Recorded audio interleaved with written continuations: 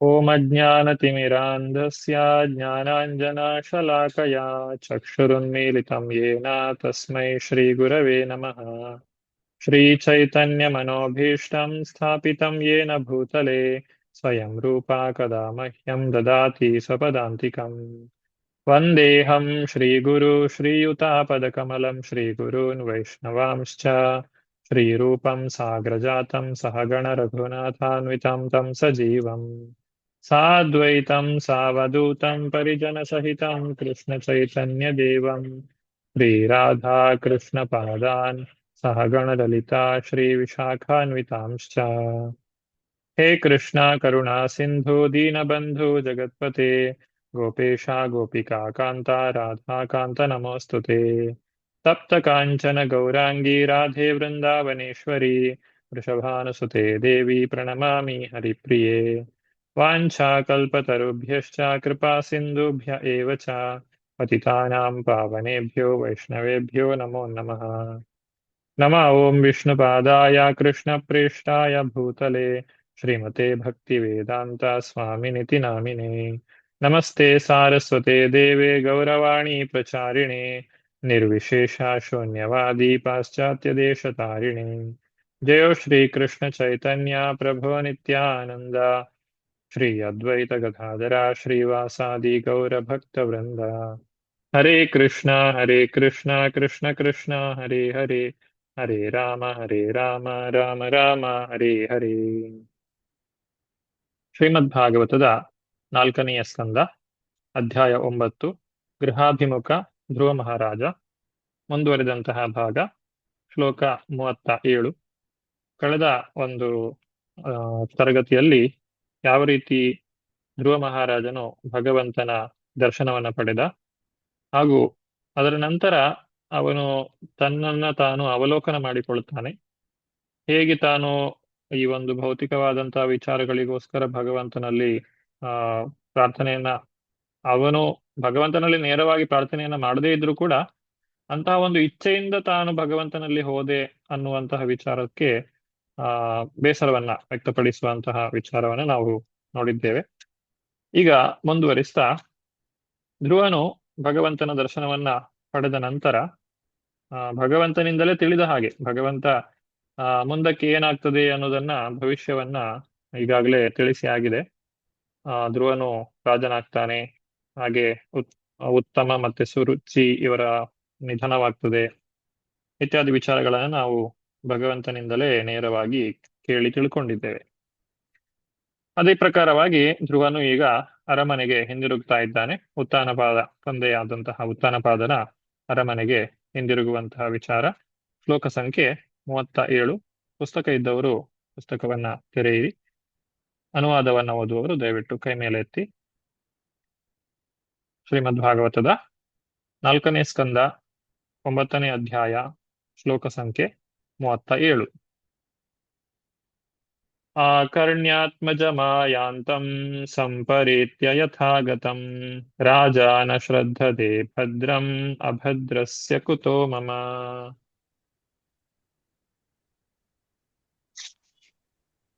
ಸೀತಾಲಕ್ಷ್ಮಿ ಮಾತಾಜಿ. ಹರೇ ಕೃಷ್ಣ ಪ್ರಭುಜೆ, ದಂಡವತ್ ಪ್ರಣಾಮ್. ಹರೇ ಕೃಷ್ಣ. ಶ್ಲೋಕ 37. ಅನುವಾದ ಶ್ರೀಲ ಪ್ರಭುಪಾದರಿಂದ. ಶ್ರೀಲ ಪ್ರಭುಪಾದರಿಗೆ ಜಯವಾಗಲಿ. ರಾಜನಾದ ಉತ್ತಾನಪಾದನು ತನ್ನ ಮಗ ಧ್ರುವನು ಊರಿಗೆ ಮರಳುತ್ತಿರುವನೆಂಬ ವೃತ್ತಾಂತವನ್ನು ಕೇಳಿದಾಗ ಸತ್ತವನಿಗೆ ಮತ್ತೆ ಪ್ರಾಣ ಮರಳಿದಂತೆ ಆಯಿತು. ಅವನಿಗೆ ಮಗನು ಊರಿಗೆ ಬರುತ್ತಿರುವನೆಂಬ ಮಾತಿನಲ್ಲಿ ನಂಬಿಕೆಯೇ ಬರಲಿಲ್ಲ. ಏಕೆಂದರೆ ಹೇಗೆ ಬದುಕಿ ಬರುವುದು ಸಾಧ್ಯ ಎಂಬ ಸಂಶಯ ಅವನಿಗಿತ್ತು. ತಾನು ಪರಮ ಪಾಪಿಯಾದ್ದರಿಂದ ಅಂತಹ ಭಾಗ್ಯ ತನಗಿಲ್ಲವೆಂದು ಕೊಂಡನು. ಹರೇ ಕೃಷ್ಣ ಪ್ರಭುಜೆ, ಧನ್ಯವಾದಗಳು. ಹರೇ ಕೃಷ್ಣ. ನಾವು ಯಾವಾಗ ಭಗವಂತನ ಕಡೆಗೆ ಮುಖ ಮಾಡಲಿಕ್ಕೆ ನಿರ್ಧಾರ ಮಾಡ್ತೇವೋ ಆಗ ಭಗವಂತನೇ ನಮ್ಮ ಒಂದು ರಕ್ಷಣೆಯ ಜವಾಬ್ದಾರಿಯನ್ನ ಹೊತ್ತುಕೊಳ್ತಾನೆ. ಸಾಮಾನ್ಯವಾಗಿ ನಾವು ಈ ತೀರ್ಥಯಾತ್ರೆಗಳಿಗೆಲ್ಲ ಹೋಗ್ಬೇಕಾದ್ರೆ ಕೆಲವೊಂದು ಕಠಿಣವಾದಂತಹ ಸಮಸ್ಯೆಗಳು ಅಥವಾ ಪರಿಸ್ಥಿತಿಗಳು ಎದುರಾಗ್ತವೆ. ಆದ್ರೆ ಅದು ಆ ಭಗವಂತನ ಒಂದು ಆಶೀರ್ವಾದದಿಂದ ಸುಲಭವಾಗಿ ನಾವು ಅದನ್ನ ದಾಟಿಕೊಂಡು ಬರಲಿಕ್ಕೆ ಸಾಧ್ಯವಾಗ್ತದೆ.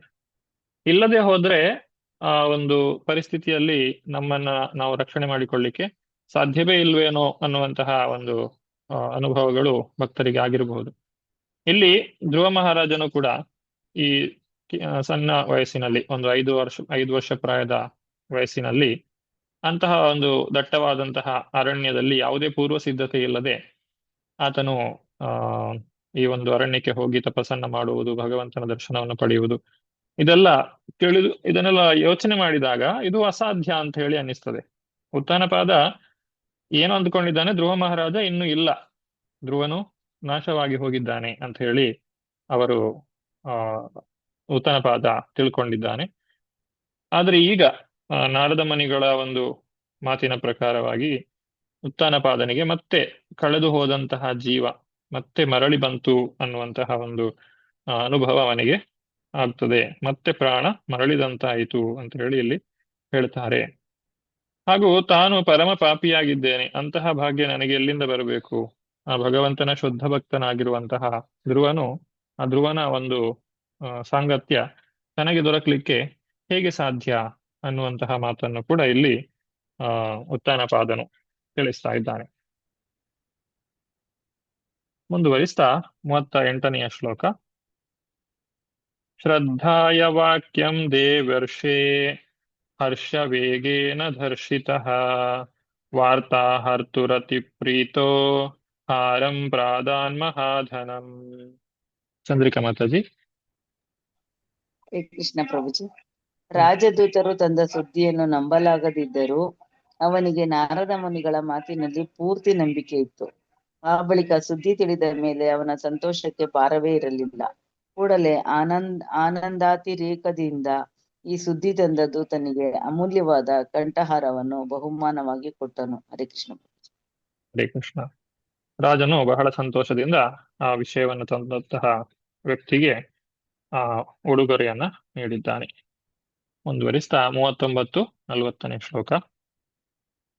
ಸದಶ್ವಂ ರಥಮಾರುಹ್ಯ ಕಾರ್ತಸ್ವರ ಪರಿಷ್ಕೃತಂ ಬ್ರಾಹ್ಮಣೈ ಕುಲವೃದ್ಧೈಶ್ಚ ಪರ್ಯಸ್ತೋಮಾತ್ಯ ಬಂಧುಭಿಃ ಶಂಖದುಂದುಭಿನಾದೇನ ಬ್ರಹ್ಮಘೋಷೇಣ ವೇಣುಭಿಃ ನಿಶ್ಚಕ್ರಾಮ ಪುರಾತ್ತೂರ್ಣಮಾತ್ಮಜಾಭಿಕ್ಷಣೋತ್ಸುಕಃ. ರೂಪಶಂಕರ್ ಮಾತಾಜಿ. ಹರೇ ಕೃಷ್ಣ ಪ್ರಭುಜಿ, ಪ್ರಣಾಮಗಳು. ಅನುವಾದ ಶ್ರೀಲ ಪ್ರಭುಪಾದ್, ಶ್ರೀಲವೃತ್ತಿ ಜಯವಾಗಲಿ. ರಾಜ ಉತ್ಥಾನಪಾದನು ಕಳೆದು ಹೋಗಿದ್ದ ತನ್ನ ಮಗನನ್ನು ನೋಡಲು ಕಾತರನಾಗಿ ಉತ್ತಮವಾದ ಕುದುರೆಗಳಿಂದ ಕಟ್ಟಿದ ಚಿನ್ನದ ಬಳ್ಳಿ ಅಲಂಕಾರ ಮಾಡಿದ ರಥವನ್ನೇರಿ ಹೊರಟನು. ತನ್ನೊಂದಿಗೆ ಅನೇಕ ಬ್ರಾಹ್ಮಣರನ್ನು, ಕುಲವೃದ್ಧರನ್ನು, ಅಧಿಕಾರಿಗಳನ್ನು, ಮಂತ್ರಿಗಳನ್ನು, ಹತ್ತಿರದ ಬಂಧುಗಳನ್ನು ಕರೆದುಕೊಂಡು ಕೂಡಲೇ ನಗರವನ್ನು ಬಿಟ್ಟನು.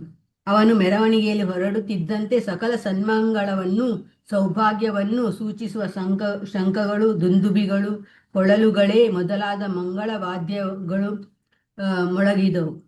ವೇದ ಘೋಷಗಳು ಆರಂಭವಾದವು. ಹರೇ ಕೃಷ್ಣ. ಧನ್ಯವಾದ. ಹರೇ ಕೃಷ್ಣ.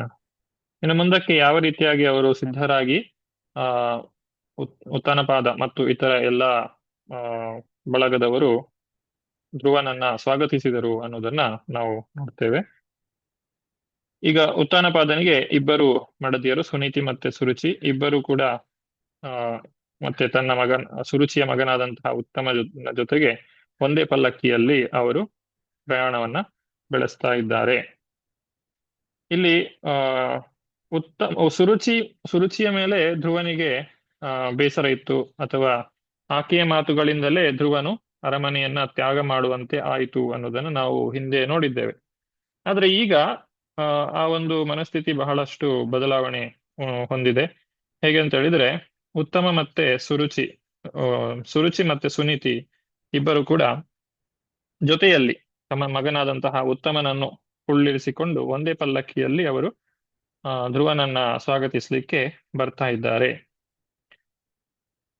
ಇದು ಭಗವಂತನ ಒಂದು ಭಕ್ತಿಯನ್ನ ಮಾಡುವುದರ ಒಂದು ಫಲ. ಹೇಗೆ ಅಂತ ಹೇಳಿದ್ರೆ, ಯಥಾ ತರೋರ್ಮೂಲ ನಿಷೇಚನೇನ ತೃಪ್ಯಂತಿ ತತ್ಸ್ಕಂದ ಭುಜೋಪಶಾಖ ಪ್ರಾಣೋಪಹಾರಾಶ್ಚ ಯಥೇಂದ್ರಿಯಾಣಂ ಸರ್ವಾಹರಣಂ ಅಚ್ಯುತೈಜ್ಯ. ಹೇಗೆ ಅಂತ ಹೇಳಿದ್ರೆ, ನಾವು ಹೇಗೆ ಗಿಡದ ಬುಡಕ್ಕೆ ನೀರು ಹಾಕಿದ್ರೆ ಸಂಪೂರ್ಣ ಗಿಡಕ್ಕೆ ಅದರ ಒಂದು ಫಲ ದೊರಕ್ತದೆ, ಹಾಗೆ ಭಗವಂತ ಎಲ್ಲದಕ್ಕೂ ಮೂಲನಾಗಿದ್ದಾನೆ. ಎಲ್ಲದಕ್ಕೂ ಮೂಲನಾಗಿರುವಂತಹ ಭಗವಂತನನ್ನ ಯಾರು ತೃಪ್ತಿಗೊಳಿಸ್ತಾರೋ ಅವರನ್ನ ಯಾರೂ ದ್ವೇಷಿಸುವುದಿಲ್ಲ. ಅವರನ್ನ ಎಲ್ಲರೂ ಪ್ರೀತಿಸ್ತಾರೆ. ಹಾಗೆ ಧ್ರುವ ಮಹಾರಾಜ ಬಾಲಕ ಧ್ರುವನ ಮೇಲೆ ಸುರುಚಿಯು ಮೊದಲು ಸಿಟ್ಟುಗೊಂಡಿದ್ರು ಕೂಡ ಈಗ ಯಾವುದೇ ರೀತಿಯಾದಂತಹ ಸಿಟ್ಟನ್ನು ಆಕೆ ಹೊಂದಿಲ್ಲ ಅನ್ನೋದನ್ನ ನಾವು ಇಲ್ಲಿ ಕಾಣ್ತಾ ಇದ್ದೇವೆ. ಇನ್ನು ಧ್ರುವ ಮಹಾರಾಜ ಆ ಕಡೆಯಿಂದ ಬರ್ತಾ ಇದ್ದಾನೆ, ಇವರೆಲ್ಲರೂ ಈ ಕಡೆಯಿಂದ ಹೋಗ್ತಾ ಇದ್ದಾರೆ. ಈಗ ಇಬ್ಬರು ಕೂಡ ಪರಸ್ಪರ ಭೇಟಿ ಮಾಡ್ತಾರೆ. ಹಾಗೆ ಭೇಟಿ ಮಾಡಿದಾಗ ತಂದೆಯಾದಂತಹ ಉತ್ತಾನಪಾದ ಎರಡೂ ಕೈಗಳಿಂದ ತನ್ನ ಮಗನನ್ನ ಆಲಂಗಿಸ್ತಾನೆ. ಹಾಗೂ ಆ ಒಂದು ಭಗವಂತನ ಪಾದಸ್ಪರ್ಶಗಳಿಂದ ಉಂಟಾದಂತಹ ಧ್ರುವ ಮಹಾರಾಜ, ಪವಿತ್ರನಾದಂತಹ ಧ್ರುವ ಮಹಾರಾಜನನ್ನ ಸ್ಪರ್ಶಿಸಿದಂತಹ ಉತ್ತಾನಪಾದನಿಗೆ ಬಹಳ ಸಂತೋಷವಾಗ್ತದೆ. ಆ ಸಂತೋಷದಲ್ಲಿ ಉತ್ತಾನಪಾದನು ಆನಂದ ಬಾಷ್ಪಗಳನ್ನ ಸುರಿಸ್ತಾನೆ. ಅಂದ್ರೆ ಕಣ್ಣೀರು. ಸಂತೋಷವಾದಾಗ್ಲೂ ನಮಗೆ ಕಣ್ಣೀರು ಬರ್ತದೆ, ದುಃಖವಾದಾಗ್ಲೂ ಕಣ್ಣೀರು ಬರ್ತದೆ. ಆದ್ರೆ ಈ ಕಣ್ಣೀರಿನಲ್ಲಿ ವ್ಯತ್ಯಾಸ ಏನು? ನಾವು 44ನೇ ಶ್ಲೋಕದಲ್ಲಿ ಕಾಣಬಹುದು. ನಮಗೆ ಬಹಳ ಸಂತೋಷವಾದಾಗ ಆನಂದ ಬಾಷ್ಪ ಏನು ಬರುತ್ತದೆ ಅದು ತಣ್ಣಗಿರ್ತದೆ. ಆದ್ರೆ ಯಾವಾಗ ನಮಗೆ ದುಃಖವಾಗ್ತದೆ, ಬೇಸರವಾಗ್ತದೆ, ಆಗ ಬರುವಂತಹ ಕಣ್ಣೀರು ಅದು ಬಿಸಿಯಾಗಿರ್ತದೆ. ಈ ರೀತಿ ಆನಂದಾತಿರೇಕದಿಂದ ಉತ್ತಾನಪಾದನು ಮತ್ತೆ ಇತರ ರಾಣಿಯರು, ಸುರುಚಿ ಎಲ್ಲರೂ ಕೂಡ ಬಹಳ ಸಂತೋಷದಿಂದ ಕಣ್ಣೀರನ್ನ ಸುರಿಸ್ತಾ ಇದ್ದಾರೆ. ಮುಂದುವರಿಸ್ತಾ 45ನೆಯ ಶ್ಲೋಕ.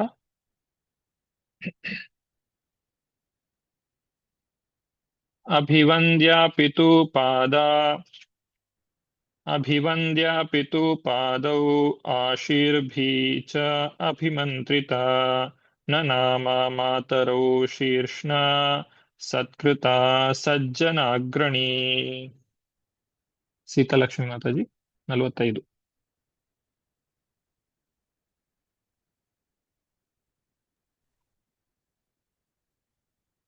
ಅನ್ಮ್ಯೂಟ್ ಮಾಡ್ಕೊಳ್ಳಿ. ಕೃಷ್ಣ.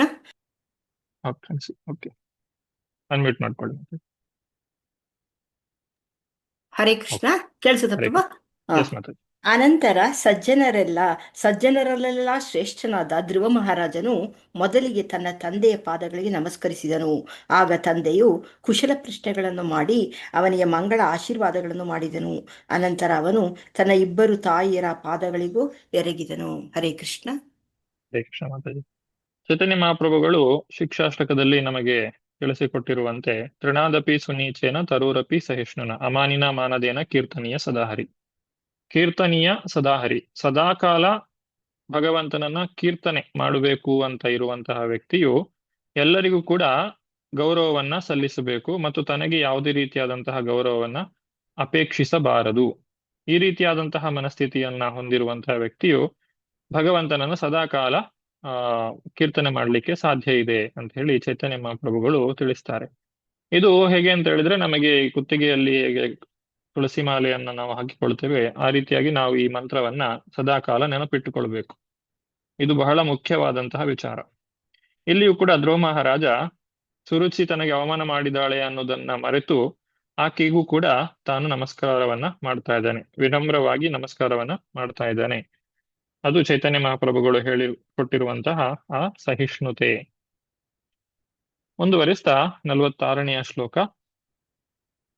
ಸುರುಚಿಸ್ತಂ ಸಮುತ್ಥಾಪ್ಯ ಪಾದಾವನಾಮತ್ ಸುರುಚಿತಂ ಸಮುತ್ಥಾಪ್ಯ ಪಾದ ಅವನತಂ ಅರ್ಭಕಂ ಪರಿಷ್ವಜ್ಯಾಹ ಜೀವೇತಿ ಬಾಷ್ಪಗದ್ಗದಯಾಗಿರ. ಚಂದ್ರಿಕಾ ಮಾತಾಜಿ. ಹರೇ ಕೃಷ್ಣ ಪ್ರಭುಜಿ. ಧ್ರುವ ಮಹಾರಾಜನ ಚಿಕ್ಕಮ್ಮನಾದ ಸುರುಚಿಯು ತನ್ನ ಕಾಲಿಗೆ ಬೀಳುತ್ತಿರುವ ಮುಗ್ಧ ಬಾಲಕನನ್ನು ಕೈ ಹಿಡಿದು ಮೇಲಕ್ಕೆತ್ತಿ ಆಲಿಂಗನ ಮಾಡಿ ಭಾವಪರವಶಳಾಗಿ ಕಣ್ಣೀರು ಸುರಿಸುತ್ತಾ, ಬಾಲಕನೇ ಚಿರಂಜೀವಿಯಾಗು ಎಂದು ಆಶೀರ್ವದಿಸಿದಳು. ಹರೇ ಕೃಷ್ಣ ಪ್ರಭುಜಿ. ಹರೇ ಕೃಷ್ಣ. ಇಲ್ಲಿ ಸುರುಚಿಯಲ್ಲಿಯೂ ಕೂಡ ಬಹಳಷ್ಟು ಬದಲಾವಣೆಯಾಗಿದೆ. ಧ್ರುವ ಮಹಾರಾಜನು ಭಗವಂತನ ದರ್ಶನವನ್ನ ಪಡೆದು ಬಂದಿದ್ದಾನೆ. ಭಗವಂತನಿಂದ ಆಶೀರ್ವಾದವನ್ನು ಪಡೆದುಕೊಂಡು ಬಂದಂತಹ ಧ್ರುವ ಮಹಾರಾಜನಿಗೆ ಸುರುಚಿಯು ಕೂಡ ಆಶೀರ್ವಾದವನ್ನ ಮಾಡ್ತಾ ಇದ್ದಾಳೆ. ತನ್ನ ಪಾದಗಳಿಗೆ ಎರಗಿದಂತಹ ಧ್ರುವನಿಗೆ ಆಕೆ ಆಶೀರ್ವಾದವನ್ನ ಮಾಡ್ತಾ ಇದ್ದಾಳೆ. ಇಲ್ಲಿ ಮುಂದಿನ ಶ್ಲೋಕದಲ್ಲಿ ತಿಳಿಸುವಂತೆ ಯಾರು ಭಗವಂತನಲ್ಲಿ ಮೈತ್ರಿ ಭಾವವನ್ನ ಹೊಂದಿರ್ತಾರೋ ಅವರಲ್ಲಿ ಆ ಸಮಸ್ತ ಜೀವಿಗಳು ಅವರಿಗೆ ಗೌರವವನ್ನ ಸಲ್ಲಿಸುತ್ತಾರೆ. ಭಗವಂತನಲ್ಲಿ ಭಕ್ತಿಯನ್ನ ಬೆಳೆಸಿಕೊಂಡಂತಹ ವ್ಯಕ್ತಿ ಆ ಭಗವಂತನಲ್ಲಿರುವಂತಹ ಗುಣಗಳನ್ನ ತಾನು ಕೂಡ ಬೆಳೆಸಿಕೊಳ್ತಾನೆ. ಯಸ್ಯಾಸ್ತಿ ಭಕ್ತಿರ್ ಭಗವತಿ ಅಕಿಂಚನ ಸರ್ವೈ ಗುಣೈಸ್ತತ್ರ ಸಮಾಸತೆ ಸುರ. ಯಾರು ಭಗವಂತನಲ್ಲಿ ಭಕ್ತಿಯನ್ನ ಬೆಳೆಸಿಕೊಳ್ತಾರೆ ಅವರಲ್ಲಿ ದೇವತೆಗಳಲ್ಲಿ, ಸುರ ಅಂತ ಹೇಳಿದ್ರೆ ದೇವತೆಗಳಲ್ಲಿ ಇರುವಂತಹ ಎಲ್ಲಾ ಸದ್ಗುಣಗಳು ಕೂಡ ತಾನಾಗಿಯೇ ಬೆಳೆಯುತ್ತದೆ. ಅವರಲ್ಲಿರುವಂತಹ ಎಲ್ಲಾ ದುಷ್ಟ ಗುಣಗಳು ತಾನಾಗಿಯೇ ನಾಶವಾಗುತ್ತದೆ. ಈ ರೀತಿ ಭಗವಂತನನ್ನ ತೃಪ್ತಿಪಡಿಸಿದಂತಹ ಧ್ರುವನು ಸಕಲ ಜನರನ್ನು ಕೂಡ ತೃಪ್ತಿಪಡಿಸಿದಾನೆ. ಮುಂದುವರಿಸ್ತಾ ಅಲ್ಲಿ ಧ್ರುವನ ತಮ್ಮನಾದಂತಹ ಉತ್ತಮನು ಕೂಡ ಅವನ ಪ್ರೀತಿ ವಾತ್ಸಲ್ಯದಿಂದ ಒಬ್ಬರಿಗೊಬ್ಬರು ಅವರು ತಬ್ಬಿಕೊಳ್ತಾರೆ. ಆಮೇಲೆ ಸುನೀತಿಯು ತನ್ನ ಮಗನಾದಂತಹ ಧ್ರುವನನ್ನ ಅಪ್ಪಿಕೊಳ್ತಾಳೆ. ಬಹಳ ಸಂತುಷ್ಟತೆಯಿಂದ ತನಗಿದ್ದಂತಹ ಎಲ್ಲ ಒಂದು ದುಃಖ ಎಲ್ಲವನ್ನು ಕೂಡ ಆಕೆ ಮರೆಯುತ್ತಾಳೆ. ಯಾಕಂದ್ರೆ ಹಿಂದೆ ಆಕೆಯ ಸ್ಥಿತಿ ಹೇಗಿತ್ತು, ಉತ್ಥಾನಪಾದ ಆಕೆಯನ್ನ ನಿರ್ಲಕ್ಷಿಸಿದ್ದ, ಮಗನೂ ಕೂಡ ಈಗ ಕಾಡಿಗೆ ಹೊರಟು ಹೋಗಿದ್ದಾನೆ. ಇಂತಹ ಒಂದು ದುಃಖಕರವಾದಂತಹ ಸನ್ನಿವೇಶದಲ್ಲಿದ್ದಂತಹ ಸುನೀತಿಯು ತನ್ನೆಲ್ಲ ದುಃಖಗಳನ್ನು ಕೂಡ ಮರೆತು ಈಗ ಬಹಳ ಸಂತೋಷದಿಂದ ಧ್ರುವ ಮಹಾರಾಜನನ್ನ ಆಲಂಗಿಸಿಕೊಳ್ಳುತ್ತಾ ಇದ್ದಾಳೆ. ಮುಂದುವರಿಸ್ತಾ 50ನೆಯ ಶ್ಲೋಕ. ಪಯಾಸ್ತನಾಭ್ಯಾಂ ಸುಸ್ರಾವ ನೇತ್ರಜೈ ಸಲಿಲೈ ಶಿವೈ ತದಾಭಿಷಿಚ್ಯಮಾನಾಭ್ಯಾಂ ವೀರ ವೀರ ಸುವೋ ಮುಹು. ರೂಪಶಂಕರ್ ಮಾತಾಜಿ. ಹರೇ ಕೃಷ್ಣ. ಎಸ್ ಮಾತಾ. ಯಾವ್ದು ಪ್ರಭುಜಿ? 50. ಸರಿ. ಅನುವಾದ. ನನ್ನ ಪ್ರಿಯ ವಿದುರನೆ, ಸುನೀತಿಯು ವೀರಾಗ್ರಣಿಯ ತಾಯಿ. ಅವಳ ಆನಂದ ಬಾಷ್ಪ ಮೊಲೆಗಳಿಂದ ಸ್ರವಿಸಿದ ಹಾಲು ಧ್ರುವ ಮಹಾರಾಜನ ಇಡೀ ದೇಹವನ್ನು ತೋರಿಸಿದವು. ಇದು ಮಹಾಶುಭ ಚಿಹ್ನೆ. ಹರೇ ಕೃಷ್ಣ. ಧನ್ಯವಾದ. ಹರೇ ಕೃಷ್ಣ. ಧ್ರುವ ಮಹಾರಾಜನಿಗೆ ಇನ್ನು ಮುಂದೆ ಈಗ ಪಟ್ಟಾಭಿಷೇಕ ನಡೀಲಿಕ್ಕಿದೆ. ಅಭಿಷೇಕ, ಆ ಒಂದು ಪಟ್ಟಾಭಿಷೇಕದ ಶುಭ ಚಿಹ್ನೆ ಇದು. ಅಂದ್ರೆ ಮುಂದಕ್ಕೆ ಆತನು ಆಗ್ಲಿಕ್ಕೆ ಇದ್ದಾನೆ.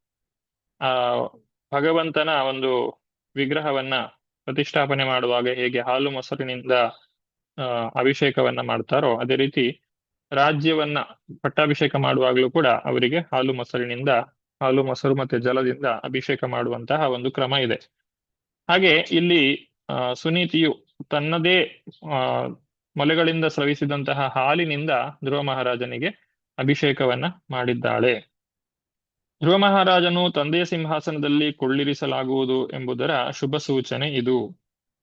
ಹಾಗೂ ಮುಂದಕ್ಕೆ ವೀರಸು ಅಂತ ಹೇಳಿ ಆಕೆಯನ್ನ ಹೇಳಿದ್ದಾರೆ. ವೀರಸು ಅಂತ ಹೇಳಿದ್ರೆ ಮಹಾವೀರನಿಗೆ ಜನ್ಮ ಕೊಟ್ಟಂತಹ ತಾಯಿ. ಮಹಾವೀರ ಅಂತ ಹೇಳ್ತಾರೆ. ಯಾಕೆಂತ ಹೇಳಿದ್ರೆ ಇಲ್ಲಿ ಧ್ರುವನು ಬಹಳ ಪರಾಕ್ರಮಿಯಾದಂತಹ ಚಕ್ರವರ್ತಿ ಹಾಗೂ ಭಕ್ತರಲ್ಲಿಯೂ ಕೂಡ ಅತಿ ಅಗ್ರಗಣ್ಯನಾದಂತಹ ಭಕ್ತನಾಗಿದ್ದಾನೆ. ಇಂತಹ ಒಂದು ವ್ಯಕ್ತಿಯನ್ನ ಕಾಣುವುದು ಬಹಳ ವಿರಳ. ಭಗವಂತನಲ್ಲಿ ಭಕ್ತಿಯನ್ನೂ ಬೆಳೆಸಿಕೊಂಡಿದ್ದಾನೆ ಹಾಗೂ ಇಡೀ ಪ್ರಪಂಚಕ್ಕೆ ಚಕ್ರವರ್ತಿಯೂ ಕೂಡ ಆಗಿದ್ದಾನೆ. ಚೈತನ್ಯ ಮಹಾಪ್ರಭುಗಳು ಮತ್ತು ರಮಾನಂದರಾಯರ ಒಂದು ಸಂಭಾಷಣೆಯಲ್ಲಿ ಒಂದು ಮಾತನ್ನ ಕೇಳ್ತಾರೆ. ಚೈತನ್ಯ ಮಹಾಪ್ರಭುಗಳು ಕೇಳುವಂತಹ ಪ್ರಶ್ನೆ, ಯಾರು ಹೆಚ್ಚು ಹೆಸರುವಾಸಿ ಪ್ರಸಿದ್ಧರಾದಂತಹ ವ್ಯಕ್ತಿ ಯಾರು ಅಂತ ಹೇಳಿ ರಮಾನಂದರಾಯರನ್ನ ಕೇಳಿದಾಗ ಅದು ಭಗವಂತನ ಭಕ್ತರು ಅಂತ ಹೇಳ್ತಾರೆ. ಭಗವಂತನಲ್ಲಿ ಯಾರು ಭಕ್ತಿಯನ್ನ ಮಾಡಿದ್ದಾರೋ ಅವರೇ ಹೆಚ್ಚು ಹೆಸರು ಅಂದ್ರೆ ಹೆಚ್ಚು ಪ್ರಸಿದ್ಧಿಯನ್ನ ಹೊಂದಿರುವಂತಹ ವ್ಯಕ್ತಿ ಅಂತ ಹೇಳಿ ಹೇಳ್ತಾರೆ. ಯಾಕಂದ್ರೆ ಭಕ್ತರನ್ನ ಭಗವಂತನ ಜೊತೆಗೆ ಸೇರಿಸಿಕೊಂಡು ಜನರು ಹಾಡಿ ಹೊಗಳ್ತಾರೆ. ಈ ಪ್ರಪಂಚದಲ್ಲಿ ಏನೇನೋ ಅಲೌಕಿಕವಾದಂತಹ ಸಾಧನೆಗಳನ್ನ ಮಾಡಿದಂತಹ ವ್ಯಕ್ತಿಗಳಿರ್ತಾರೆ. ಆದ್ರೆ ಕಾಲಕ್ರಮೇಣ ಅಂತಹ ವ್ಯಕ್ತಿಗಳನ್ನ ಜನರು ಮರೆತು ಬಿಡಬಹುದು. ಆದ್ರೆ ಎಲ್ಲಿಯವರೆಗೆ ಭಗವಂತನ ಚಟುವಟಿಕೆಗಳನ್ನ ಜನರು ನೆನಪಿಸಿಕೊಳ್ತಾರೋ ಅಲ್ಲಿಯವರೆಗೆ ಭಗವಂತನ ಭಕ್ತರನ್ನು ನೆನಪಿಸಿಕೊಳ್ಳುತ್ತಾರೆ. ಯಾಕಂದ್ರೆ ಭಗವಂತನ ಭಕ್ತರಿಲ್ಲದೆ ಭಗವಂತನ ಗುಣಗಾನವನ್ನ ಮಾಡ್ಲಿಕ್ಕೆ ಸಾಧ್ಯ ಇಲ್ಲ. ಭಗವಂತನ ಲೀಲೆಗಳನ್ನು ನಾವು ಭಗವಂತನ ಜೊತೆಗೆ ಸೇರಿಸಿಕೊಂಡೇ ಗುಣಗಾನವನ್ನ ಮಾಡುವಂತಹದ್ದು. ಈ ರೀತಿ ಭಗವಂತನ ಭಕ್ತಿಯನ್ನ ಮಾಡಿದ್ರೆ ಅಂತಹ ವ್ಯಕ್ತಿ ಬಹಳ ಪ್ರಸಿದ್ಧಿಯನ್ನ ಹೊಂದುತ್ತಾನೆ ಅನ್ನುವಂತಹ ಮಾತನ್ನ ಇಲ್ಲಿ ತಿಳಿಸ್ತಾ ಇದ್ದಾರೆ. ಮುಂದುವರಿಸ್ತಾ ಈಗ ಕುಟುಂಬದ ಜನರು, ತಂದೆ ತಾಯಿ ಮತ್ತೆ ತಮ್ಮ, ಇವರ ಬಗ್ಗೆ ಎಲ್ಲ ಹೇಳಿ ಆಯಿತು. ಈಗ ಜನರು ಅಲ್ಲ, ಈ ಪುರಜನರು ಯಾವ ರೀತಿಯಾಗಿ ಆ ತಮ್ಮ ಒಂದು ಆನಂದವನ್ನ, ಸಂತೋಷವನ್ನ ವ್ಯಕ್ತಪಡಿಸ್ತಾ ಇದ್ದಾರೆ. ತಾಂ ಶಶಂಸುರ್ಜನ ರಾಜ್ಞೀಂ ದಿಷ್ಟ್ಯಾ ತೇ ಪುತ್ರ ಆರ್ತಿಹ ಪ್ರತಿಲಬ್ಧಶ್ಚಿರಂ ನಷ್ಟೋ ರಕ್ಷಿತಾ ಮಂಡಲಂ ಭುವಾ. ಚಂದ್ರಿಕಾ ಮಾತಾಜಿ. ಹರೇ ಕೃಷ್ಣ ಪ್ರಭುಜಿ. ಅರಮನೆಯ ನಿವಾಸಿಗಳು ರಾಣಿಯನ್ನು ಹೀಗೆ ಪ್ರಶಂಸಿಸಿದರು. ಮಹಾರಾಣಿ, ತುಂಬಾ ಹಿಂದೆಯೇ ನಿನ್ನ ಪ್ರಿಯ ಪುತ್ರ ಕಳೆದು ಹೋಗಿದ್ದ. ಅವನು ತಿರುಗಿ ಬಂದಿರುವುದು ನಿನ್ನ ಪುಣ್ಯ ವಿಶೇಷ. ನಿನ್ನ ಮಗನು ನಿನ್ನನ್ನು ಬಹಳ ಕಾಲ ರಕ್ಷಿಸುತ್ತಾನೆ, ನಿನ್ನ ದುಃಖಗಳನ್ನೆಲ್ಲ ನಿವಾರಿಸುತ್ತಾನೆ ಎಂದು ತೋರುತ್ತದೆ. ಹರೇ ಕೃಷ್ಣ ಪ್ರಭುಜಿ. ಹರೇ ಕೃಷ್ಣ. ಇಲ್ಲಿ ಸುನೀತಿಯ ಬಗ್ಗೆ ಜನರು ಈ ರೀತಿಯಾಗಿ ಹೇಳ್ತಾ ಇರುವಂತದ್ದು ಹೇಗೆ ಅಂತ ಹೇಳಿದ್ರೆ, ಈಗ ಧ್ರುವ ಮಹಾರಾಜ ಭಗವಂತನ ಧಾಮಕ್ಕೆ ಹೋಗುವುದಕ್ಕಿಂತ ಮೊದಲು ಸುನೀತಿಗೆ ಆ ಭಗವಂತನ ಧಾಮಕ್ಕೆ ಹೋಗುವಂತಹ ಅವಕಾಶ ದೊರಕ್ತದೆ. ಅಂದ್ರೆ ಇಬ್ಬರು ಕೂಡ ಜೊತೆಯಲ್ಲೇ ಹೋಗುದಿದ್ರು, ಸುನೀತಿ ಮೊದಲು, ಸುನೀತಿಯ ಹಿಂದೆ ಧ್ರುವನು ಭಗವಂತನ ಧಾಮಕ್ಕೆ ಆ ಒಂದು ವೈಕುಂಠ ವಿಮಾನದಲ್ಲಿ ಹೋಗುವಂತಹದ್ದು ಆ ಭಗವಂತನ ಶುದ್ಧ ಭಕ್ತರ ಒಂದು ಅರ್ಹತೆ. ಹಾಗೂ ಆ ಧ್ರುವನಿಂದಾಗಿ ಹೇಗೆ ಸುನೀತಿಗೂ ಕೂಡ ಆ ಭಗವಂತನ ಒಂದು ಅನುಗ್ರಹ ದೊರಕಿತು ಅನ್ನೋದನ್ನ ನಾವು ಮುಂದಿನ ಅಧ್ಯಾಯಗಳಲ್ಲಿ ವಿವರವಾಗಿ ಇದನ್ನ ತಿಳಿದುಕೊಳ್ಳಿಕ್ಕಿದ್ದೇವೆ. ಮುಂದುವರಿಸ್ತಾ 52ನೆಯ ಶ್ಲೋಕ. ಅಭ್ಯರ್ಥಿತತ್ವಯಾ ನೂನಂ ಭಗವಾನ್ ಪ್ರಣತಾರ್ಹಿತಿಹ ಯದನುಧ್ಯಾಯಿನೋ ಧೀರಾ ಮೃತ್ಯುಂ ಜಿಗ್ಯೂ ಸುದುರ್ಜಯಂ. ಸೀತಾಲಕ್ಷ್ಮಿ ಮಾತಾಜಿ. ಹರೇ ಕೃಷ್ಣ. ಅನುವಾದ: ಮಹಾರಾಣಿ, ಭಕ್ತರ ಗಂಡಾಂತರಗಳನ್ನು ತೊಲಗಿಸುವಂತಹ ದೇವೋತ್ತಮ ಪರಮಪುರುಷನನ್ನು ನೀನು ಪೂಜಿಸಿರಬೇಕು. ಯಾರು ಭಗವಂತನನ್ನು ಸತತವಾಗಿ ಧ್ಯಾನಿಸುತ್ತಾರೋ ಅವರು ಜನನ ಮರಣಗಳ ಬಂಧನದಿಂದ ಮುಕ್ತರಾಗುತ್ತಾರೆ. ಈ ಪರಿಪೂರ್ಣತೆಯನ್ನು ಸಾಧಿಸುವುದು ಬಹು ಕಷ್ಟ. ಹರೇ ಕೃಷ್ಣ ಪ್ರಭುಜಿ. ಹರೇ ಕೃಷ್ಣ. ಇಲ್ಲಿ ಧ್ರುವ ಮಹಾರಾಜನು ಮಧುವನದಲ್ಲಿ ಹೋಗಿ ತಪಸ್ಸನ್ನ ಮಾಡಿದ. ಆಗ ಸುನೀತಿಯು ಇಲ್ಲಿ ಏನು ಮಾಡ್ತಾ ಇದ್ಲು, ಸುನೀತಿಯು ಕೂಡ ತನ್ನ ಮಗನ ಒಂದು ರಕ್ಷಣೆಗೋಸ್ಕರ ಸದಾಕಾಲ ಪ್ರಾರ್ಥನೆಯನ್ನ ಮಾಡ್ತಾ ಇದ್ಲು. ತನ್ನ ಮಗನ ರಕ್ಷಣೆಗಾಗಿ, ಸೌಭಾಗ್ಯಕ್ಕಾಗಿ ಪರಮಪ್ರಭುವನ್ನು ಸದಾಕಾಲ ಪ್ರಾರ್ಥಿಸುತ್ತಿದ್ದಳು. ಈ ರೀತಿ ಮಗನು ಕಾಡಿನಲ್ಲಿ, ತಾಯಿಯು ಅರಮನೆಯಲ್ಲಿ ಇದ್ರು, ಇಬ್ಬರೂ ಕೂಡ ಭಗವಂತನನ್ನೇ ಪೂಜಿಸ್ತಾ ಇದ್ರು. ಆದ್ರಿಂದ ಅವರಿಬ್ಬರಿಗೂ ಕೂಡ ಭಗವಂತನ ಅನುಗ್ರಹ ದೊರಕಿದೆ. ಸುದುರ್ಜಯಂ, ಮೃತ್ಯುವನ್ನು ಗೆಲ್ಲಲು ಯಾರ ಕೈಯಲ್ಲೂ ಸಾಧ್ಯವಿಲ್ಲ. ಆದರೆ ಯಾರು ಭಗವಂತನ ಅನುಗ್ರಹವನ್ನ ಪಡೆದುಕೊಳ್ತಾರೋ ಅವರು ಮೃತ್ಯುವನ್ನ ದಾಟಿ ಭಗವಂತನ ಧಾಮಕ್ಕೆ ಹೋಗ್ಲಿಕ್ಕೆ ಸಾಧ್ಯ. ಅಂದ್ರೆ ಅವರು ಮತ್ತೆ ಇನ್ನೊಂದು ಶರೀರವನ್ನ, ಭೌತಿಕವಾದಂತಹ ಶರೀರವನ್ನ ಸ್ವೀಕರಿಸಬೇಕಾಗಿಲ್ಲ. 53ನೇ ಶ್ಲೋಕ. ಲಾಲ್ಯಮಾನಂ ಜನೈರೇವಂ ಧ್ರುವಂ ಸಭ್ರಾತರಂ ನೃಪ ಆರೋಪ್ಯ ಕರಿಣೀಂ ಹೃಷ್ಟ ಸ್ತೂಯಮಾನೋ ವಿಷತ್ಪುರಂ. ರೂಪಶಂಕರ್ ಮತ್ತದಿ. ಹರೇ ಕೃಷ್ಣ ಪ್ರಭುಜಿ. ಮೈತ್ರೇಯ ಮಹರ್ಷಿ ಮುಂದುವರಿಸಿದರು. ನನ್ನ ಪ್ರಿಯ ವಿದುರನೇ, ಹೀಗೆ ಪ್ರತಿಯೊಬ್ಬರೂ ಧ್ರುವ ಮಹಾರಾಜನನ್ನು ಕೊಂಡಾಡುತ್ತಿರುವಾಗ ಉತ್ಥಾನಪಾದನು ಆನಂದ ತುಂದಿಲನಾಗಿ ಧ್ರುವ ಮತ್ತು ಅವನ ಸೋದರ ಇಬ್ಬರನ್ನು ಪಟ್ಟಧಾನೆಯ ಹೆಣ್ಣಾನೆಯ ಮೇಲೆ ಕುಳ್ಳಿರಿಸಿಕೊಂಡು ತನ್ನ ಪಟ್ಟಣಕ್ಕೆ ಹಿಂದಿರುಗಿದನು. ಅಲ್ಲಿ ಎಲ್ಲಾ ವರ್ಗದ ಜನರು ಅವನನ್ನು ಸ್ತುತಿಸಿದರು. ಹರೇ ಕೃಷ್ಣ. ಧನ್ಯವಾದ. ಹರೇ ಕೃಷ್ಣ. ಈ ರೀತಿ ನಗರದ ಒಂದು ಅಲಂಕಾರವನ್ನ ಯಾವ ರೀತಿಯಾಗಿ ಮಾಡಿದ್ದಾರೆ ಅನ್ನೋದನ್ನ ಮುಂದಿನ ಶ್ಲೋಕದಲ್ಲಿ ನಾವು ಕಾಣ್ತೇವೆ. ನಾವು ಸಾಮಾನ್ಯವಾಗಿ ಯಾವ ರೀತಿಯಾಗಿ ಒಂದು ಅಲಂಕಾರಗಳನ್ನ, ಬಾಳೆಗೊನೆಗಳು ಅಥವಾ ಮಾವಿನ ತಳಿರು ತೋರಣಗಳು ಇತ್ಯಾದಿಗಳಿಂದ ಅಲಂಕಾರ ಮಾಡಿರ್ತೇವೋ ಅದನ್ನೇ ಇಲ್ಲಿ ಕೂಡ ನಾವು ಕಾಣಬಹುದು. ಅಂದ್ರೆ ಪುರಾಣಗಳಲ್ಲಿಯೂ ಕೂಡ ನಾವು ಮಾಡ್ತಾ ಇರುವಂತಹ ಈ ಒಂದು ಆಚರಿಸ್ತಾ ಇರುವಂತಹ ಸಂಸ್ಕೃತಿ ಏನಿದೆ ಅದು ಪುರಾಣಗಳಲ್ಲಿ ಹೇಳಿರುವಂತಹದ್ದನ್ನೇ ನಾವು ಮಾಡ್ತಾ ಇರುವಂತದ್ದು ಅನ್ನೋದನ್ನು ನಾವು ಇಲ್ಲಿ ಅರ್ಥ ಮಾಡಿಕೊಳ್ಳಬಹುದು. ಇಡೀ ಪಟ್ಟಣವನ್ನ ಗೊನೆ ಇರುವ ಬಾಳೆಗಂಬಗಳಿಂದ, ಹೂಮಾಲೆಗಳಿಂದ ಅಲಂಕರಿಸಲಾಗಿತ್ತು. ಅಲ್ಲಲ್ಲಿ ಗರಿಗಳು ತುಂಬಿದ ಅಡಿಕೆ ಮರಗಳು ಕಾಣಿಸುತ್ತಿದ್ದವು. ಅನೇಕ ದ್ವಾರಗಳು ಮಕರ ದ್ವಾರಗಳಿಂದ ಅಲಂಕೃತವಾಗಿದ್ದವು. ಪ್ರತಿದ್ವಾರದಲ್ಲೂ ದೀಪಗಳು ಉರಿಯುತ್ತಿದ್ದವು. ಬಣ್ಣ ಬಣ್ಣದ ವಸ್ತ್ರಗಳಿಂದ ಅಲಂಕೃತವಾದ ದೊಡ್ಡ ದೊಡ್ಡ ಪೂರ್ಣ ಕುಂಭಗಳು, ಅಲ್ಲಲ್ಲಿ ಮುತ್ತಿನ ಕಚ್ಚುಗಳು, ಮುತ್ತಿನ ಕುಚ್ಚುಗಳು, ಹೂಮಾಲೆಗಳು, ಮಾವಿನ ಎಲೆಯ ತೋರಣಗಳು ಮೊದಲಾದವುಗಳಿಂದ ದ್ವಾರಗಳು ಶೋಭಿಸುತ್ತಿದ್ದವು.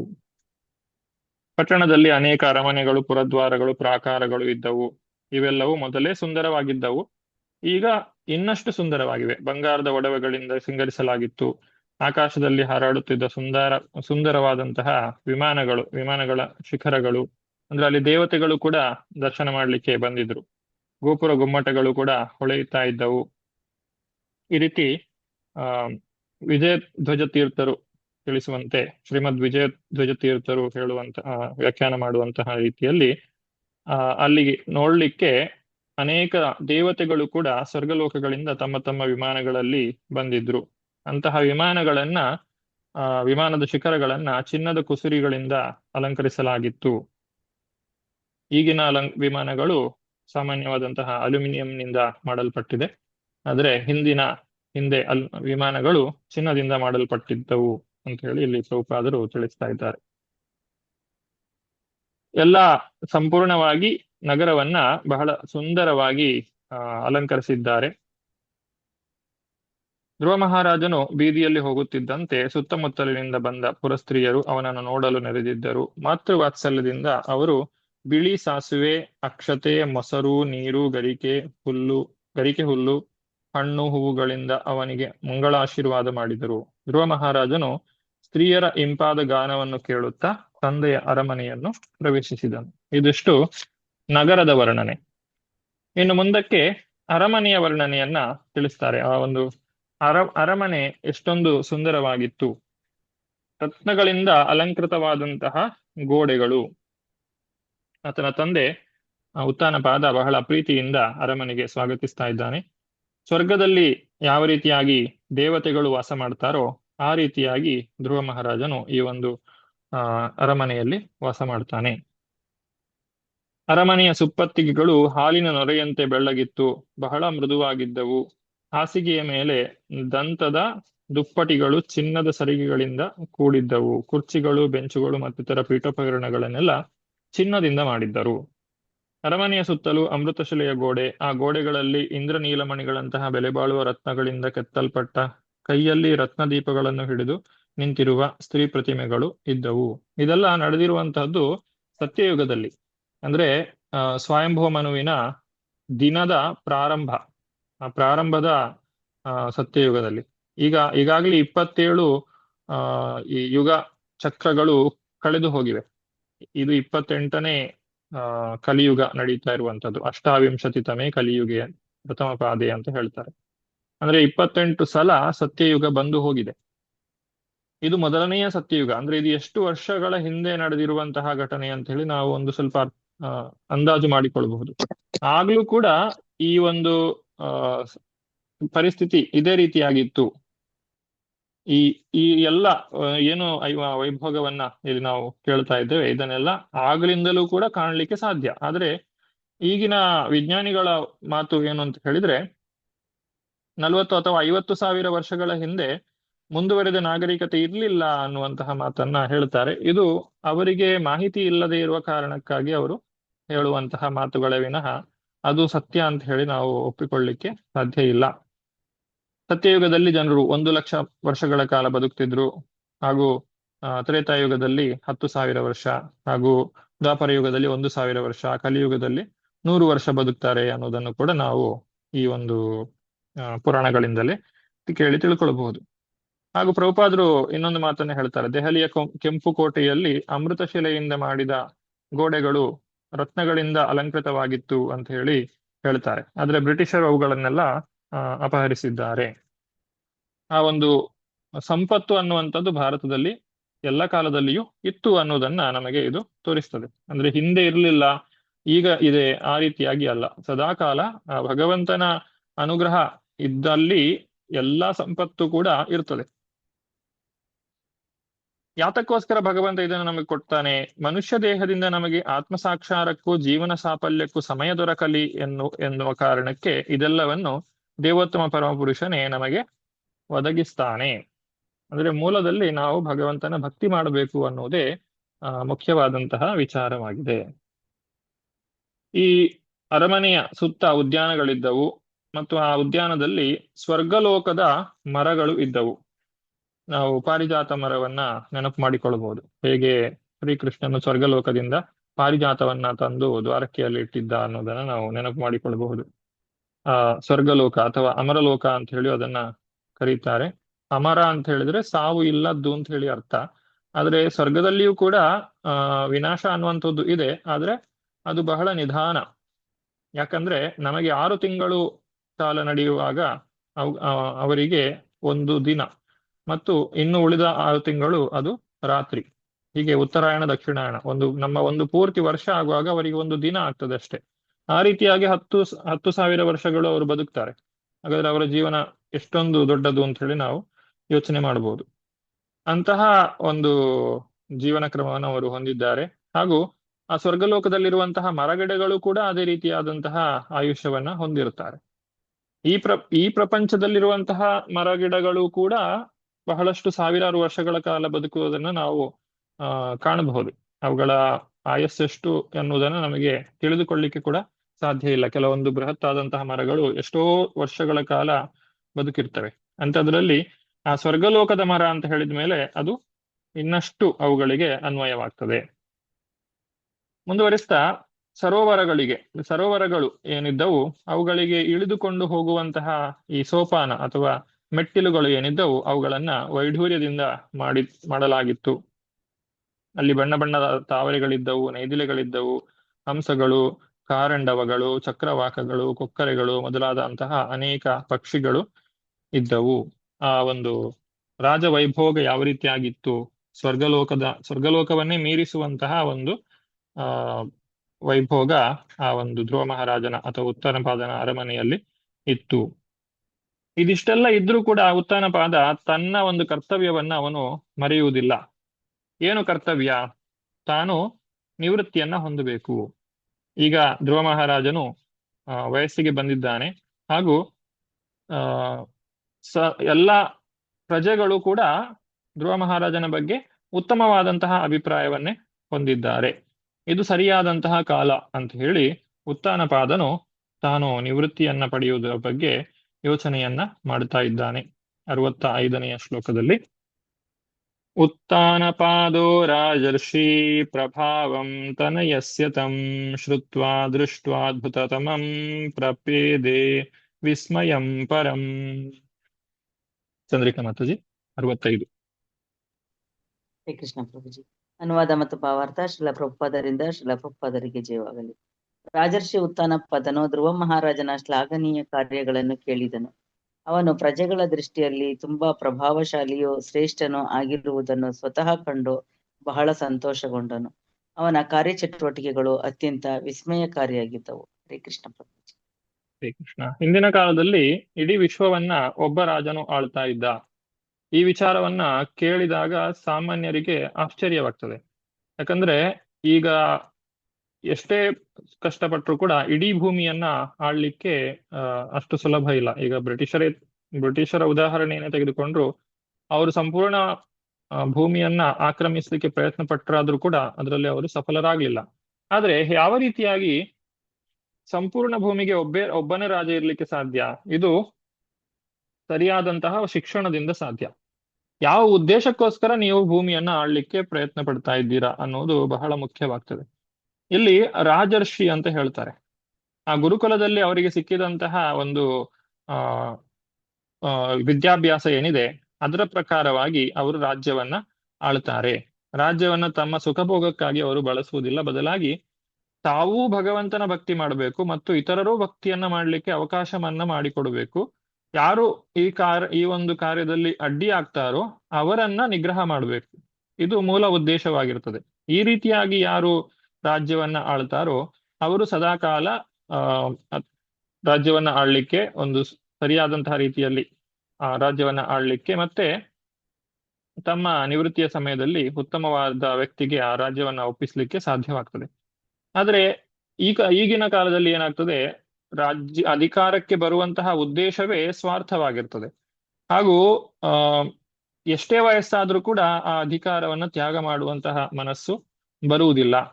ಈ ರೀತಿಯಾದಂತಹ ವ್ಯಕ್ತಿಗಳಿಂದ ಆಡಳಿತವನ್ನ ಸರಿಯಾಗಿ ಮಾಡಲಿಕ್ಕೆ ಸಾಧ್ಯವಾಗುವುದಿಲ್ಲ. ಅಲ್ಲಿ ಬಹಳಷ್ಟು ಜನರು ಪ್ರತ್ಯೇಕವಾಗಿ ತಾವೇ ರಾಜ್ಯವನ್ನ ಸಂಘಟಿಸಲಿಕ್ಕೆ ಪ್ರಯತ್ನ ಪಡ್ತಾರೆ. ಆ ಒಂದು ರಾಜನ ವಿರುದ್ಧವಾಗಿ ಅವರು ದಂಗೆ ಏಳುವಂತಹ ಸಾಮಾನ್ಯವಾಗಿ ನಾವು ಇದನ್ನ ಕಾಣಬಹುದು. ಯಾಕಂದ್ರೆ ಉದ್ದೇಶವು ಸರಿಯಾಗಿಲ್ಲ. ಯಥಾ ತರೋರ್ ಮೂಲ ನಿಷೇಚನೇನ, ಭಗವಂತನನ್ನ ತೃಪ್ತಿಪಡಿಸುವಂತಹ ಉದ್ದೇಶ ಅವರಿಗೆ ಇರುವುದಿಲ್ಲ. ಆದ್ರಿಂದಾಗಿ ಈ ರೀತಿಯಾದಂತಹ ಸಮಸ್ಯೆಗಳು ಉಂಟಾಗ್ತವೆ. ಈಗಿನ ಕಾಲದಲ್ಲಿ ಯಾವ ವ್ಯಕ್ತಿಯು ಕೂಡ ಆ ಈ ಒಂದು ಸಂಪೂರ್ಣ ಭೂಮಿಯನ್ನ ಆಳುವಂತಹ ಶಕ್ತಿಯನ್ನ ಹೊಂದಿಲ್ಲ. ರಾಜಪ್ರಭುತ್ವ ಅಂತ ಹೇಳ್ತಾರೆ. ಈಗ ಇರುವಂತದ್ದು ಪ್ರಜಾಪ್ರಭುತ್ವದ ಆಡಳಿತ. ಇದು ಕಲಿಯುಗದಲ್ಲಿ ಬಂದಿರುವಂತದ್ದು. ರಾಜಪ್ರಭುತ್ವ ಅಂತ ಹೇಳಿದ್ರೆ ಸಾಮಾನ್ಯವಾಗಿ ಈಗ ಕಲಿಯುಗದಲ್ಲಿ ಹೇಳುವುದಾದ್ರೆ ಡಿಕ್ಟೇಟರ್ಶಿಪ್ ಅಂತ ಹೇಳ್ತಾರೆ. ದಬ್ಬಾಳಿಕೆ, ಆ ರೀತಿಯಾದಂತಹ ಒಂದು ಆಡಳಿತ ಅಂತ ಹೇಳುವಂತಹ ಒಂದು ಕಲ್ಪನೆ ಇರ್ತದೆ. ಆದ್ರೆ ಇಲ್ಲಿ ಉತ್ಥಾನಪಾದನ ಒಂದು ವಿಷಯದಲ್ಲಿ ನಾವು ನೋಡುವುದಾದ್ರೆ ಆತನು ಜನರ ಅಭಿಪ್ರಾಯವನ್ನ ಸಂಗ್ರಹ ಮಾಡ್ತಾನೆ, ಹಾಗೂ ತನ್ನ ಮಂತ್ರಿಮಂಡಲದ ಜೊತೆಗೆ ಸೇರಿ ಯೋಚನೆಯನ್ನ ಮಾಡಿ ಆತನು ಧ್ರುವ ಮಹಾರಾಜನಿಗೆ ಈ ಒಂದು ಅಧಿಕಾರವನ್ನ ನೀಡುವಂತಹದ್ದು. ಈ ರೀತಿ ರಾಜ್ಯಭಾರ ವಹಿಸಿಕೊಳ್ಳಲು ಧ್ರುವನಿಗೆ ಸಾಕಷ್ಟು ಪರಿಪಕ್ವತೆ ಇದೆ. ಅದಕ್ಕೆ ಮಂತ್ರಿಗಳ ಒಪ್ಪಿಗೆ ಇದೆ. ಪ್ರಜೆಗಳಿಗೆ ಅವನ ಬಗ್ಗೆ ಒಲವಿದೆ ಎಂಬುದನ್ನು ಚೆನ್ನಾಗಿ ವಿವೇಚನೆ ಮಾಡಿ ಉತ್ಥಾನಪಾದನು ಧ್ರುವನಿಗೆ ಚಕ್ರವರ್ತಿಯ ಪಟ್ಟವನ್ನು ಕಟ್ಟಿದನು. ಈ ರೀತಿ ಧ್ರುವನು ರಾಜನಾಗ್ತಾನೆ. ಭಗವಂತನಿಂದ ಅನುಗ್ರಹಿತನಾದಂತಹ ಸಕಲ ಗುಣಸಂಪನ್ನನಾದಂತಹ ಧ್ರುವ ಈಗ ಪಟ್ಟಾಭಿಷೇಕವನ್ನ ಹೊಂದಿದ್ದಾನೆ. ಕೊನೆಯದಾಗಿ ಆತ್ಮಾನಂ ಚ ಪ್ರವಯಸಂ ಆಕಲಯ್ಯ ವಿಷಾಂಪತಿ ವನಂ ವಿರಕ್ತ ಪ್ರಾತಿಷ್ಠಾತ್ ಪಿಮೃಶನ್ ಆತ್ಮನಾಗತಿಂ. ರೂಪಶಂಕರ್ ಮಾತಾಜಿ. ಹರೇ ಕೃಷ್ಣ ಪ್ರಭುಜಿ. ಅನುವಾದ: ಉತ್ಥಾನಪಾದರಾಜನ್ ತನ್ನ ವೃದ್ಧಾಪ್ಯವನ್ನು ಗಣನೆಗೆ ತೆಗೆದುಕೊಂಡು ಆತ್ಮ ಕಲ್ಯಾಣದ ಕಡೆಗೆ ಲಕ್ಷ್ಯವಿಟ್ಟು ಪ್ರಾಪಂಚಿಕ ವಿಷಯಗಳಿಂದ ವಿರಕ್ತನಾಗಿ ಕಾಡನ್ನು ಪ್ರವೇಶಿಸಿದನು. ಹರೇ ಕೃಷ್ಣ. ಧನ್ಯವಾದ. ಹರೇ ಕೃಷ್ಣ. ಇಲ್ಲಿ ಉತ್ಥಾನಪಾದ ತನ್ನ ಮಗನಿಗೆ ವಿವಾಹವನ್ನ ಮಾಡಿದ ಅನ್ನುವಂತಹ ಮಾತನ್ನು ನಾವು ಕಾಣುವುದಿಲ್ಲ. ಯಾಕಂದ್ರೆ ಧ್ರುವನಿಗೆ ಇನ್ನೂ ಮದುವೆ ಆಗಿಲ್ಲ.